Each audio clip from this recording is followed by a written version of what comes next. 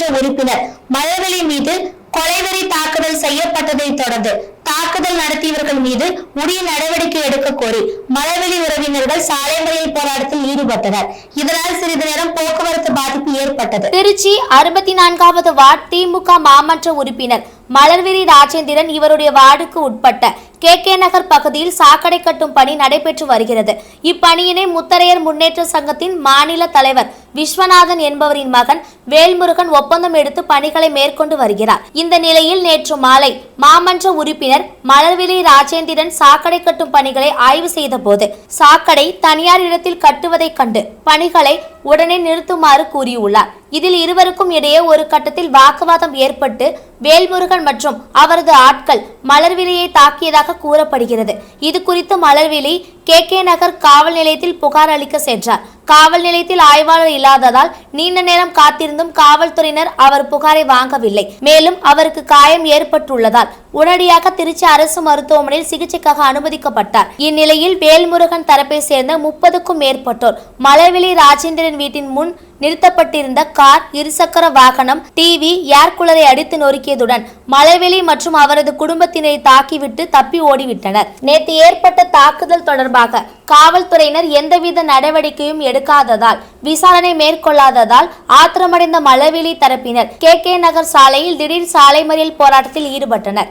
இதனால் போக்குவரத்து பாதிப்பு ஏற்பட்டது. இது குறித்து தகவல் அறிந்த KK நகர் போலீசார் மற்றும் காவல்துறை துணை ஆணையர் ஈஸ்வரன் சம்பவ இடத்திற்கு விரைந்து போராட்டக்காரர்களிடம் சமாதான வார்த்தை நடத்தினர். பேச்சுவார்த்தையின் போது காவல்துறை அதிகாரிகள் உரிய நடவடிக்கை எடுக்கப்படும் என உறுதியளித்ததை தொடர்ந்து சாலை மறியல் போராட்டத்தை கைவிட்டு அனைவரும் அமைதியாக கலைந்து சென்றனர். இந்த போராட்டத்தால் KK நகர் பகுதியில் சுமார் 1 மணி நேரத்திற்கும் மேலாக போக்குவரத்து பாதிப்பு ஏற்பட்டது. இப்போ 5 மணிக்கு வீட்டுக்கு வந்து எல்லாம் ஆட்டுறான். ஏற்பனோட தலைமையில் 40 பேர் வந்துருக்காங்க. 30 பேர் அருவா அந்த கட்டத்தில் உடஞ்சிட்டு எத்தனை பேர் அரெஸ்ட் பண்ணாங்க? அவங்க வீடு யாருமே போகல. அருவா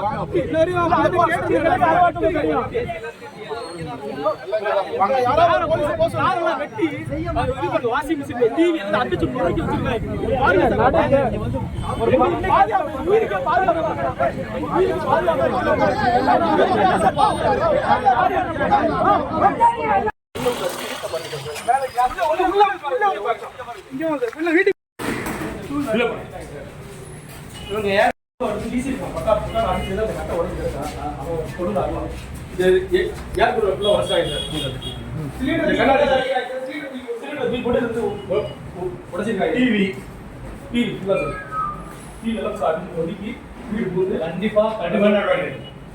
நான் சொல்றேன்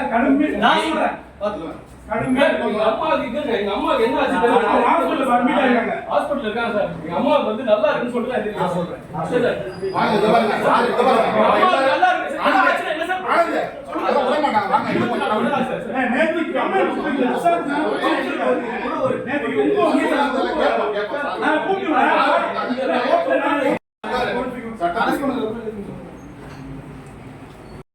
பேசிட்டு வா கூட பேசிட்டு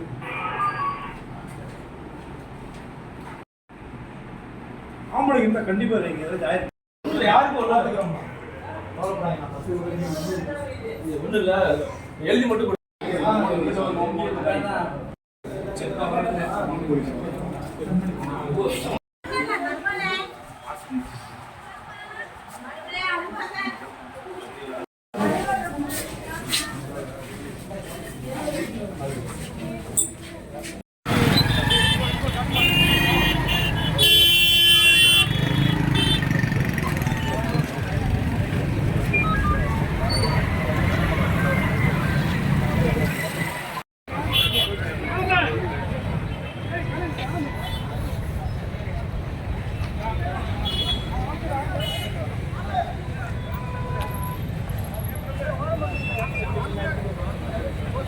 ஃபுல்லாக ட்ரைனேஜை பறிச்சார், மழைநீர் வடிகால் பறிச்சார். அந்த இடத்துக்கு சொந்தக்காரர் வந்து எங்ககிட்ட சொன்னார், சார் இந்த மாதிரி வந்து கேளுங்க எங்கள் இடத்துல போடுறாங்கன்னு. நேற்று சாயந்தரம் கவுன்சிலரோட நானும் போயிட்டு எல்லாரும் போய் நின்று ஏங்க அப்படி பண்ணுறீங்க, அதிகாரிகளை வச்சு அதை அளந்துக்கிட்டு ப்ராப்பராக பண்ணுங்கன்னு சொல்லி சொன்னோம். நாங்கள் அப்படி தான் பண்ணுவோம், வேலை ஆரம்பிச்சிட்டோம், நீங்கள் ஏன்னா என்ன எங்கே போய் சொல்லுவோம் சொல்லிங்கன்னு சொல்லி சொன்னாங்க. பேசிகிட்டு இருக்கையிலே அவனுங்க எல்லாம் கொஞ்சம் எல்லாம் போதையில் இருந்தாங்க.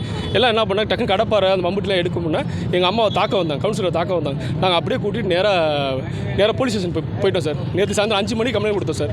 9 மணி வரைக்கும் எங்கள் அம்மா உட்கார வச்சுட்டு திருப்பி அனுப்பிச்சி விட்டாங்க. எந்த விதமான ரெஸ்பான்சிபிள் இல்லை, வீட்டுக்கு போக அனுப்பிச்சி விட்டாங்க. இன்றைக்கி 5 மணி வரைக்கும் இந்த பிரச்சனை நடக்கிறதுக்கு முன்னாடி வரைக்கும் யாரும் எந்த போலீஸ் என்ன ஏன் எதுக்கு என்ன பிரச்சனை, இன்ஸ்பெக்டர் இல்லை சார், யாருமே இல்லை இருந்தாங்க. திருப்பி இந்த பிரச்சனை நடந்ததுக்கு அப்புறம் இப்போ வந்து என்ன பிரச்சனைன்னு சொல்லி கேட்குறாங்க. ஒரு கவுன்சிலருக்கு உயிருக்கு பாதுகாப்பு இல்லை. இன்னைக்கு விசாரிக்கல சார், யாருமே விசாரிக்கல சார். என்கிட்ட ஒரு சிஎஸ்ஆர் காப்பி கொடுக்கல, ஒரு எஃப்ஐஆர் காப்பி போடலன்னு எதுவுமே சொல்லலை. இந்த பிரச்சனைக்கு அப்புறம் தான் இப்போ எல்லாரும் வந்து என்ன ஆச்சுன்னு வந்து கேட்குறாங்க. நான் அதை கூப்பிட்டு போய் சார் இல்லை சார், நம்ம இங்கே கம்ப்ளைண்ட் கொடுத்துருக்கோம், சரி ஆக்ஷன் எடுப்பாங்கன்ட்டு நம்ம இருந்தோம். அவங்கள கூப்பிட்டு பேசினாங்களா என்னன்னு தெரியல. எங்ககிட்ட யாருமே பேசலை, எந்த போலீஸோ இது சம்மந்தமாக யாருமே பேசவே இல்லை சார். இப்போ இவ்வளோ பெரிய பிரச்சனை ஆனதுக்கப்புறம் இப்போ வந்து எல்லாம் நீங்கள் விடுங்க பார்த்துக்கலாம், நாங்கள் எஃப்ஐஆர் போடுறோம், ஆக்ஷன் எடுக்கணும்னு சொல்லி சொல்கிறோம். ஆர்வியோட பையன், அவர் பேர் வந்து வேல்முருகன், அவர் தலைமையில் 30 பேர் சார். அவர் சூப்பர்வைசர் பேர் பிரகாஷ். எல்லாமே அவங்க தலைமையில் தான் சார் வந்து அடித்தது. ஒரு காரில் வந்தாங்க, காரில் நம்பர் பிளேட் இல்லை சார். மிச்சம் எல்லாம் மாஸ்க் போட்டுட்டு 2 வீலரில் தான் சார் எல்லாமே போனாங்க. சிசிடிவி இங்கே இல்லை சார், அரசன் பேக்கெட் தான் நல்லா டீ குடிச்சு அங்கே தான் கிளம்பியிருக்காங்க. அங்கே இருக்குது, கேமரா இருக்குது சார், இங்கே மெயின் ரோட்லேயே இருக்குது சார். இங்கே வந்து சார் எங்கள் அம்மா மேலே என் தம்பி ஒய்ஃபு, என் தம்பி பொண்ணு, ஒரு 1.5 வயசு பொண்ணு, சித்தி இருந்தாங்க கூட. நாங்கள்லாம் ஜாயின்ட் ஃபேமிலி தான் சார். வீட்டில் நாங்கள் யாருமே ஆம்பளைங்க யாரும் இல்லை சார். எல்லாருமே எல்லாமே கொஞ்சம் ஈவினிங் தான் வீட்டில் வரும். ஆமாம் சார், எங்கள் அம்மா அடிப்புங்க சார். பின்னாடி தலையில் அடி சார், பின்னாடி தலை செவுத்தில் கழுத்து பிடிச்சி செவுத்தில் அடிச்சதில் பின்னாடி தலையில் அடிபட்டிருக்கு, கழுத்தை பிடிச்சி நெரிச்சிருக்காங்க சார். இப்போ அவங்க ஜிஹெச்சில் இருக்காங்க சார். இந்த சாலை மறியல் என்னன்னா சார், ஒரு கவுன்சிலருக்கே பாதுகாப்பு இல்லை, இந்த நிலைமையில தான் இருக்குது. அவங்க வந்து ஒரு எல்லா பேரும் நல்ல போதையோட வந்து வீட்டை அடிச்சு வந்து நொறுக்கியிருக்காங்க சார். திருப்பி எங்கள் அம்மாட்ட சொல்லிட்டு போயிருக்காங்க, இது தொடரும் அப்படின்னு சொல்லிட்டு போயிருக்காங்க. இதுக்கு வந்து எங்களுக்கு வந்து ஒரு முடிவு வேணும் சார். எங்கள் யாருக்குமே பாதுகாப்பு இல்லை. டிசி இவங்க எல்லாத்துமே உடனே நான் நடவடிக்கை எடுக்கிறேன், எனக்காக நீங்கள் சாலை மறியலில் நீங்கள் கை விடுங்க, என்ன நான் சொல்கிறேன் நீங்கள் வாங்கன்னு சொன்னாங்க.